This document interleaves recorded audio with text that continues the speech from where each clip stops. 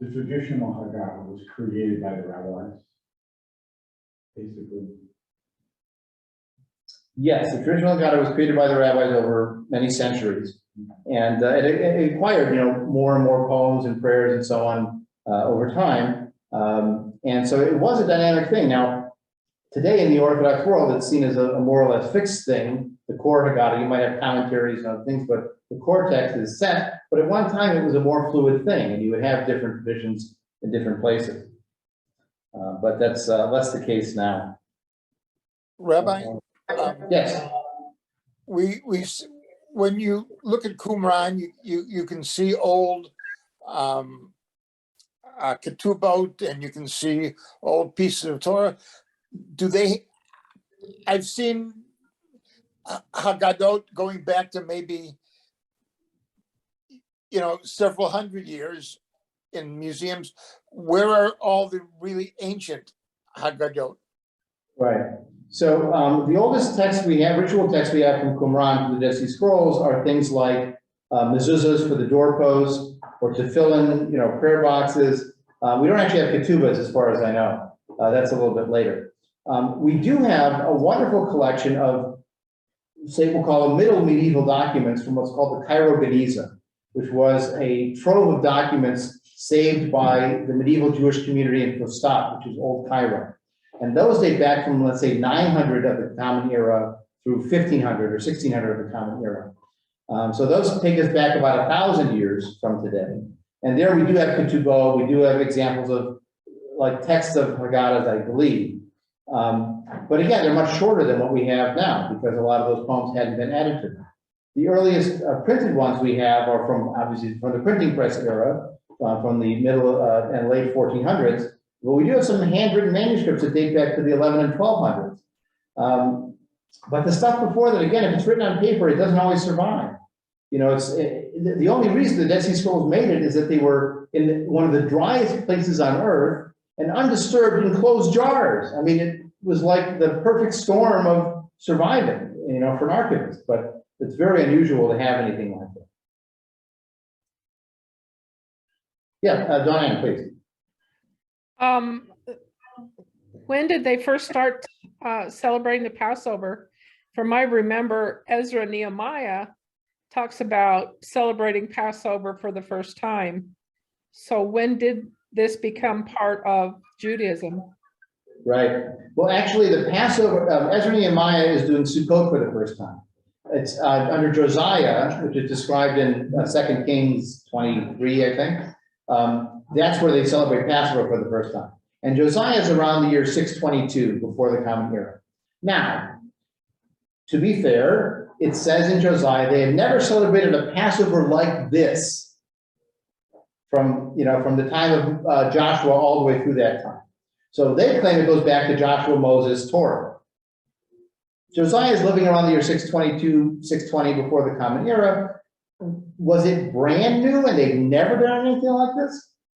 I mean, I can imagine there being a Chag HaPesach, a lamb festival going back several centuries, and a Chag HaMatzot, a matzah festival going back several centuries in those agricultural experiences.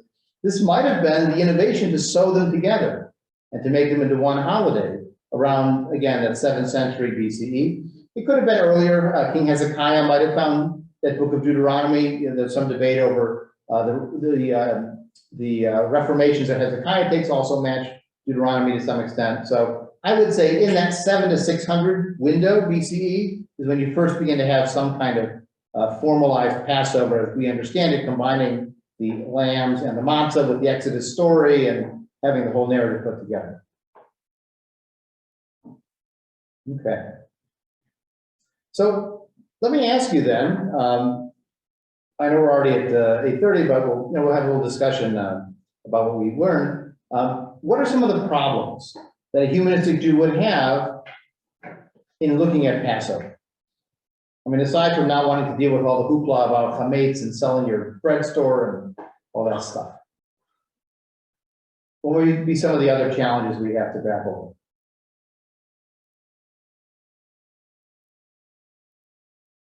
Feel free to unmute, or if you want to type in the chat.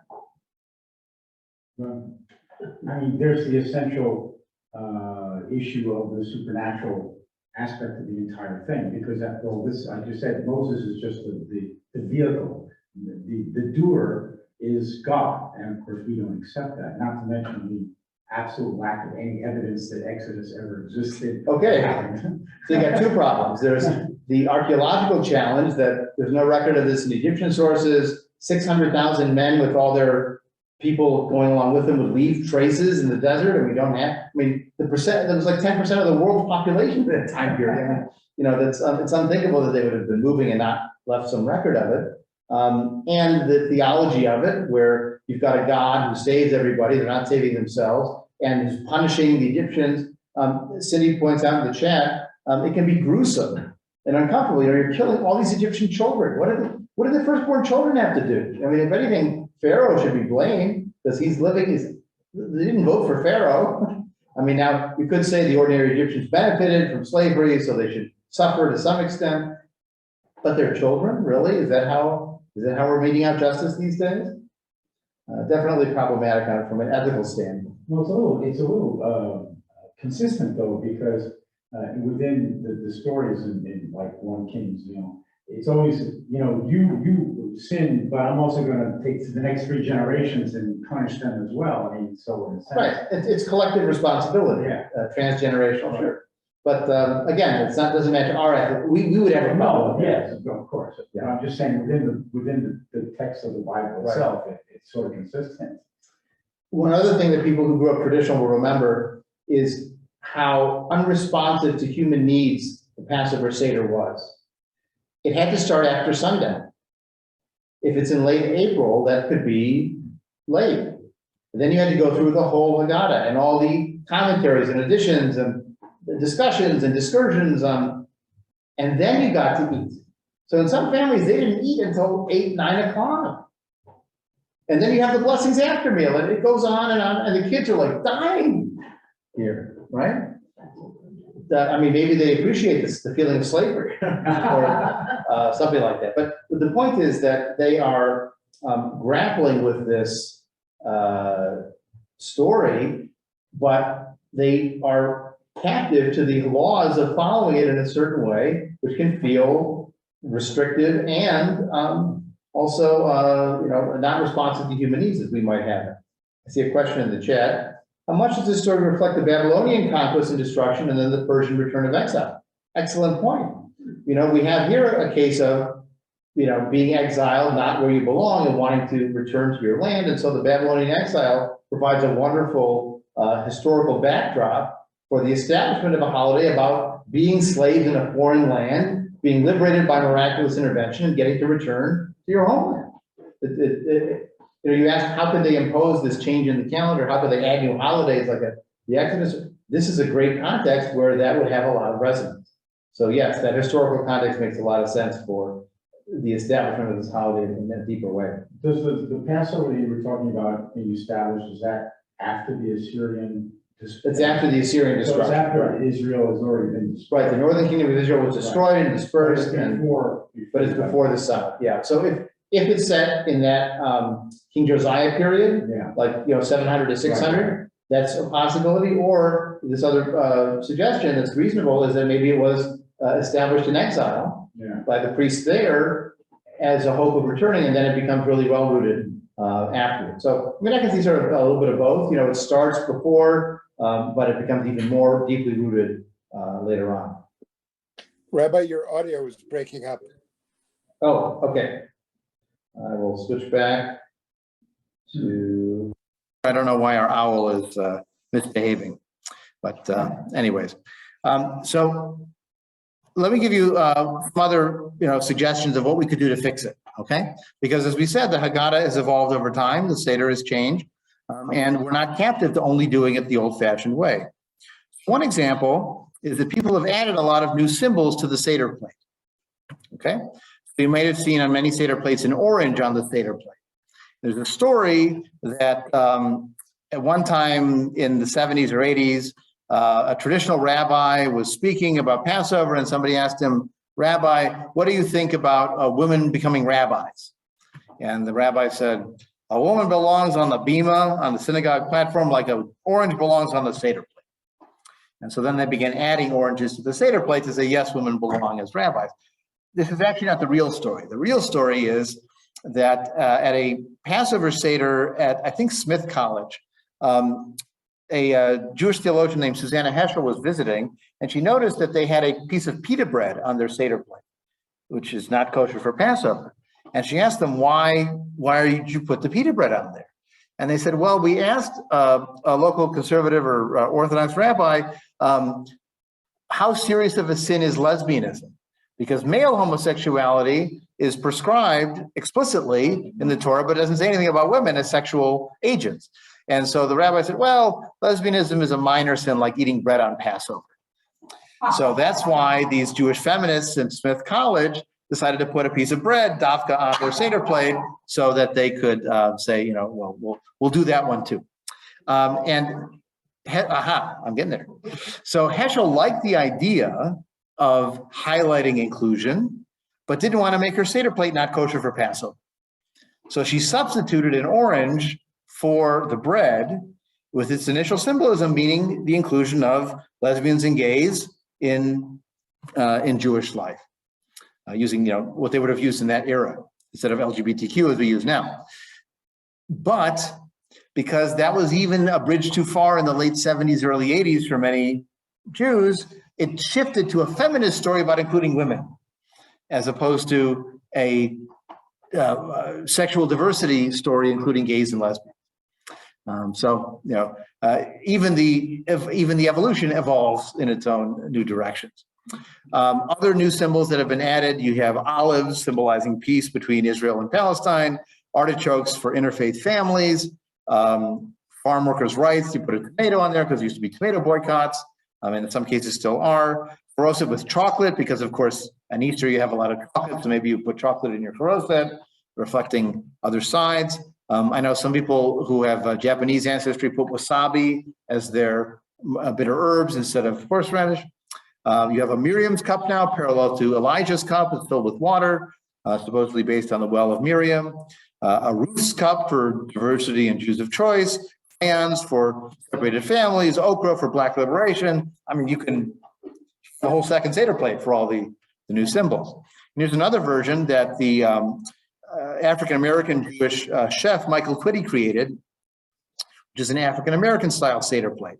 So here they have the hoe cake or ash cake, analogous to matzah, although it's made out of corn, which would not be allowed in traditional practice, but it's traditional to their diet. You have a chicken bone instead of the lamb shank. You do have the orange again with modern symbolism. You have a charoset made with particular ingredients. You have a hot pepper, like a habanero pepper, that would work. You have collard greens instead of the parsley. You have a sweet potato, sweet potato in place of the parsley. The collard greens are the bitter herb. And then you have, again, the egg, which is common to both. You could certainly, create something new that way by changing the symbols on your Seder plate. You can even reinterpret how you celebrate the symbols themselves. So in the Haggadah that our congregation has used for many years called the Liberated Haggadah, created by Rabbi Peter Schweitzer, he has a wonderful section where he talks about all the different symbols. And what he does is he gives them an ancient meaning, a modern, a historical meaning, and a creative meaning. And I really like what he does with them. So I'll just look at a couple examples. Why do we eat the Pesach, the Passover lamb? To remind ourselves we were passed over and saved while the Egyptians were plagued in ruins. That's the traditional version. Just a lamb born in the spring is a reminder at this season we celebrate the joy of birth and new life. That's the historical evolutionary background. And to remind us too that we have not always been passed over, but too often have met with the same fate of slaughter as the innocent lamb. That's the more sort of creative dialogue interpretation. For matzah, we fled Egypt when there was no time to allow it to rise, as we saw in the text. Matzah is the bread of new life. It was baked from the unfermented grain of the new spring harvest. That's the historical version. And to teach us too, we would give up the comforts of Egypt with its pretense of luxury, for the simplicity of liberty and the bread of freedom. So, again, I find it a really creative way to have the old answers for why and have new answers for why. And he does Pesach, matzah, and maror, just those three things that Rabban Gamliel said. He also adds charoset, because The traditional Haggadah doesn't explain what a charoset is. Here, this gives you an explanation. Why do we have the egg? It gives an explanation for the egg. Why do we have the orange? It gives an explanation for the orange. Why do we eat the apple? So it's actually going in more depth than the traditional Haggadah to answer more questions that one might have, because these are things on the table. We should explain why they're here. He even explains just before the meal. He even explains just before the meal. Stop it. It's not doing what I want to do. Why do we recline? And he brings in the Roman feast as a model for that. And then one of my favorite jokes to make at this Seder when we use it is he writes in Hebrew, B'tei Avon, which I translate into English as bon appetit, which of course isn't English either. So this is a creative approach to the Haggadah, celebrating the Passover holiday. And there's a lot more options out there. Some families have a serious Seder the first night, and then the second night they have a fun Seder with kazoos and instruments and other stuff. Or they'll have the formal Seder with family on the first night, and in Israel, they'll have the fun Seder with all their friends on the last night. Remember, it says on the first day you have a special assembly, and on the seventh day you have a special assembly. So you could have a Seder on the last night when you're finally going to be free and you have a special celebration. And I'll end with one last example of a creative celebration that comes from the Jews of Morocco, which is a wonderful example of the opposite of opening your door and yelling for the wrath of the outsiders to be, of God to hit the outsiders. In Morocco, they have a tradition called Mimuna, which is on the first, on the night as Passover is leaving, the sun's going down on the last day, the non-Jewish neighbors bring over bread and cakes for their Jewish neighbors. Because it's the first time they can have bread, but they can't bake it themselves. They don't have any leavening. So their non-Jewish neighbors bring them bread and cakes as a special sort of joint celebration. You're done with the end of your event. And I find that a wonderful example of getting beyond what is one of the hardest parts of Passover, which is the us versus them.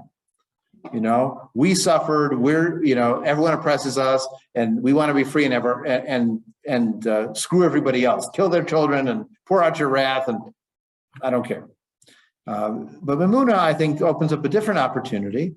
And I'll be honest, most Seders today have a lot of non-Jewish people around the table, whether they're spouses of Jewish people or friends of Jewish people or neighbors of Jewish people. They're celebrating Passover too, because there's a universal story there. Once I did not control my own life. I was 2 years old. I was 3 years old. I was a child. People were telling me what to do. As time went on, I found more freedom. I self-emancipated. And that's the story of every life, is from limitation to freedom and self-actualization. And so it has resonance. It certainly has resonance among African Americans with their history of slavery, but even more so, I think, for anybody who has lived a narrow life and has found freedom, we find the Exodus story very relevant. So, any last comments, thoughts, questions? I have sort of a question because I don't know. Sure. What is the charoset? Okay, so charoset. We made it, but What is it from? Okay. So the charoset was a special dish to do the second dipping, because you've got the dipping of the parsley into the water. And then the second dipping is the bitter herb into the charoset. Used to be into the lamb, but that's not around anymore. So it develops later, right? And supposedly it reflects the bricks and mortar that the Israelites used to build the pyramids or whatever they were being required to build, which is why it's sticky, So in European settings, it often used apples. That was, sort of the first apples were coming out. And in the Middle East, they tend to use dates or raisins or some other base for it. But there's a lot of really creative recipes out there for that. Some do include chocolate, just because people like chocolate. Yeah, charoset is one of those pieces that's an opportunity for creativity. But other people like to do it exactly the way they received it, because that's what you do. yeah, no, I knew you made it. I was just wondering. Yeah, so it's a later innovation. I mean, Passover, we've done it in an hour and 10 minutes, but there is so much depth you can get into on this, whether it's the historical practice or the development of the Haggadah when different texts were added and why, and what the ideologies are, the food history, the material history of what Seder plates have looked like over time. And I mean, there are lots and lots of depths to be mined here. I have a really simple question. I've never been to the Middle East. So what are the seasons like? It seems odd to have lambs and a harvest at the same time. Yeah, so the seasons in the Middle East are, the winter is shorter and more wet. You rarely get snow unless you're in the mountains. So Jerusalem does get snow because it's higher elevation, but in the coastal plains or in the valleys, you tend not to get snow. So you can grow what's called winter wheat, which, you plant sort of in the fall and you harvest sort of in the spring. And it's not as productive as the summer wheat, but it can produce some harvest. You plant in the spring and you don't harvest until July or August anyway because it doesn't grow. Right, exactly. So the growing season is certainly much longer. Right, and remember the rainy season is also starting in the fall. We talked about the Day of Judgment and the rainy season. So if you have your rainy season in the fall, you can be growing slowly over the winter. There's less sun, but there's still more sun because they're closer to the equator. That's another variable. So you do have lambs and a harvest at the same time. Yes, you would have that winter wheat harvest in the spring. I just didn't, I found that so odd because I've never been there. I haven't been to Right. seasons in that. Right. Well, and again, the complexities of this, there are circumstances not dreamed of by the rabbis. There are Jews in Australia, Yeah. right? I mean, they're lighting Hanukkah candles in the middle of summer for them, and doing a spring festival. So it's off season for them. Well, consider Sweden. I mean, the sun goes down at like 2:30 afternoon. Right. So you have to decide, are we doing this Jerusalem time? Are we doing this local time? When are we deciding sundown? And so there are a lot of variables based on geography that make it complicated. If nothing else, we talked about Sukkot. Sukkot is wonderful in Israel because it's 70 degrees and you're outside on your balcony or on your porch in this sort of temporary shelter. It is misery in Poland. It shows up in October. I mean, you can freeze your tuchus off. So it really depends on where you're observing these, how practical they are. They were designed for a Middle Eastern setting, but sometimes they turn out funny. I mean, we every spring will do something for Tu B'Shvat, which is the New Year for trees. We'll talk about that a little bit later. It's when the buds begin to show up in Israel, but that's in like February. So they're budding a lot earlier there than they are here. And sometimes we'll have Tu B'Shvat, there'll be, 6 inches of snow on the ground and we're saying, spring is here and the trees are budding. Well, they're budding over there. They're not necessarily budding here. All right. Any other last questions or comments? I want to go back to one thing. On the African American plate, Yes. they have a whole cake, it's made of corn. Yes. Which doesn't exist in the old world Right. at all. So does that fall into agriculture or? But they don't use yeast. Well, but corn is one of those grains that you just don't eat during Passover because there's liquid in it to begin with. Okay. You remember popcorn is the water boiling in there?